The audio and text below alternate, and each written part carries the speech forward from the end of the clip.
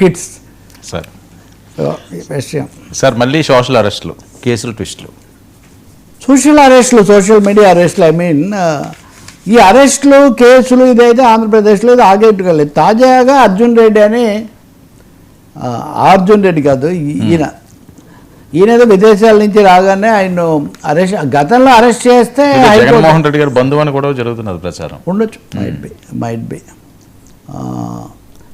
ఆయన ఇదివరకు ఆయన అరెస్ట్ చేయడానికి వస్తే ఆయన హైకోర్టులో రక్షణ పొందాడు. ఏదైనా ఉంటే మీరు నోటీస్ ఇవ్వండి, నోటీస్ ఇచ్చి సమాచారం తీసుకోండి, కానీ ఎకాఎకిన మీరు ఎలా అరెస్ట్ చేస్తారు అని సజ్జల భార్గవ రెడ్డి చెప్తే చేశారు, లేకపోతే ఇంకెవరో చెప్తే చేశారు అంటే ఈయన నేనేం చేయలేదు, ఈయన సోషల్ మీడియా ఇన్ఛార్జ్ అని కొన్ని పత్రికల్లో రాస్తున్నారు. కొందరేమో వాళ్ళేమో మా అభిమాని అంటున్నారు. ఈయన ఏం చేయరు, ఇన్ఛార్జ్ కాదు. ఈయన పోస్టులు రీట్వీట్ చేస్తుంటారు, లేకపోతే మెసేజ్లు ఫార్వర్డ్ చేస్తుంటారు. ఈ ఫార్వర్డ్ చేసిన దానికే ఆయనకు మీరు నోటీస్ ఇస్తారా, ఇదంతా వేధింపులు జరుగుతున్నాయి అని కొంతమంది. మనం విన్నాం కదా, రెడ్ బుక్ అనేది మళ్ళీ రీఓపెన్ అవుతుంది, రెడ్ బుక్ సీరియస్ అవుతుంది అనే వాటి మధ్యలో ఈయన మీకు 41A కింద నోటీస్ ఇచ్చారు. తదుపరి ఏం జరుగుతుంది? ఒకటైతే నిజంగా పోస్ట్ ఫార్వర్డ్ చేసినందుకే అరెస్ట్ చేయడము ఇవన్నీ తప్పు అంటే, మరి ఇంతకుముందు కోళ్ళ అంకబాబును ఫార్వర్డ్ చేసినందుకే అరెస్ట్ చేస్తారు. ఆయన నాకేం తెలియదు, నేను అన్నీ చేస్తుంటానని. ఎవరు అమాయకంగా ఫార్వర్డ్ చేస్తారని కూడా నేను అనుకోను, కానీ ఫార్వర్డ్ చేసినందుకు అరెస్ట్ చేస్తారా అంటే curbing it at the source is more important than taking action next కదా అని. కాబట్టి అర్జున్ రెడ్డి కేసు ఇది. ఇంకా మిగిలిన కూడా కేసులు వచ్చాయి. ఇప్పుడు ఉదాహరణకు సునీల్ కుమార్ యాదవ్ను, అవును, రఘురామ కృష్ణరాజుని కొట్టారనే ఆరోపణల కేసులో ఆయన రావటం, ఆయనేమో నేను లేదు, నాకేం సంబంధం లేదు అని ఈ పద్ధతిలో దాటవేద సమాధానాలతో ముగించారు తప్ప అది ఇంకా కొనసాగుతుంది. అలాగే పరకాం అనే కేసుకు సంబంధించి కూడా హైకోర్టు చాలా సీరియస్గా ఇది దొంగతనం కాదు, అంతకంటే చాలా తీవ్రమైన కేసు, ఇందులో అన్నీ కావాల్సిందే, కట్టుదిట్టంగా వెళ్లాల్సిందే అని చెప్పిందని.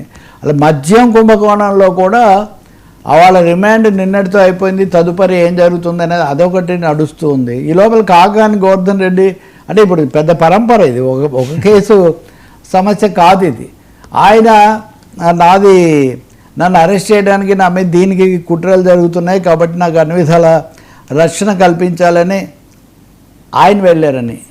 ఇంకో ఒకటి, అసలు ఏమి జరగకపోతే కూడా వార్త. ఇప్పుడు ఉదాహరణకు వల్లభనేని వంశీ ఒక పెళ్ళికి వెళ్ళాడు, తెలుగుదేశం వాళ్ళ పెళ్ళికి వెళ్తే ఎవరు పలకరించి, ఇది ఒక వార్త. అంటే నేను చెప్తుంది ఏంటంటే అటు ఇటు తిరిగి ఇందాక మనం మా సినిమా వాళ్ళ గురించి, ఫ్యామిలీస్ గురించి మాట్లాడాం. అంటే ఏదో ఒక విధంగా ఎందుకు కొన్ని మీడియా వాళ్ళు వాటికి అంతా ఎందుకు ఇస్తున్నారు? ఆయన ఏ పెళ్ళికి వెళ్తే మనకేంటి, పెళ్ళికి ఎవరో పిలిచారు వెళ్ళాడు, ఆయన వాళ్ళు పలకరించారా లేదా? ఒక విషయం వర్మ, వాళ్ళు తప్పు చేశారు, తప్పు చేసిన దానికి ప్రజలు ఓడించారు, ఘోరంగా ఓడించారు. న్యాయస్థానాలు కూడా దాన్ని దృష్టిలోకి తీసుకొని రకరకాలైన శిక్షలు, విచారణలు కొనసాగుతున్నాయి. ఈ సమయంలో శృతి మించిన ప్రచారం ఇలాంటి వాటికి కల్పించాల్సిన, మనం నెగిటివ్ పబ్లిసిటీ ఇవ్వాల్సిన అవసరం కూడా పెద్దగా లేదేమో. నిన్న మనం మాట్లాడాం, అదృష్టవశాత్తు నిన్న మనం మాట్లాడిన అంశానికి కొనసాగింపు ఈరోజు లేదు.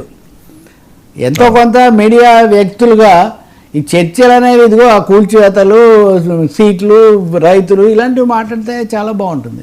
ఆయన పెళ్ళికి వెళ్తే ఆయన ఎవరు పలకరించలేదు, పలకరించకపోతే మనకేంటి, భేషారు పలకరించలేదని పెట్టవచ్చు ఉదాహరణకు. దానికి మళ్ళీ ఇంకోటి ఏంటి, ఆయన పలకరిస్తే చంద్రబాబు ఏదో చేస్తారని వీళ్ళు భయపడ్డారండి. వీళ్ళని కూడా అవమానించారు. అందరినీ అన్ని వేళలా పలకరిస్తారా? వాళ్ళ అవకాశాలు, ఆసక్తులు వీటిని బట్టి. అంటే మీరు లేదు అలా కోరుకుంటున్నారా?